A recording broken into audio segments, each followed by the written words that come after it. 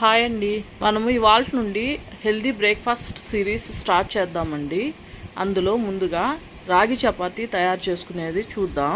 1.5 cup water వేసుకోవాలండి. 1 cup రాగి పిండికి 1.5 కప్పు నీళ్లు పడతాయి. వాటర్లో సాల్ట్ వేసుకొని మరగబెట్టుకోవాలి. అది బాగా మరిగాక పిండి పోసి కలుపుకోవాలి. 80% ఉడికేదాకా ఉంచుకోవాలి సన్న మంట మీద. పిండి చల్లారాక నీళ్లు చల్లుకుంటూ చపాతీ పిండిలాగా కలుపుకోవాలి. రాగి పిండిలో ఐరన్, కాల్షియము కంటెంట్ ఎక్కువ ఉంటుందండి. మార్నింగ్ బ్రేక్ఫాస్ట్గా తినడం వల్ల తమ్మి ఫుల్గా ఉంటుందండి. ఇప్పుడు చపాతీలాగా ఒత్తుకోవాలి. ఈ మాత్రం మందంగా ఒత్తుకోవాలి. ఇప్పుడు వీటిని కాల్చుకోవాలి. తడిగుడ్డను అద్దుకుంటూ అటు ఇటు కాల్చుకోవాలండి. నేను వీటిలో ఒక్క చుక్క ఆయిల్ కూడా వాడలేదండి, కానీ పొరలుగా వచ్చింది చూసారా.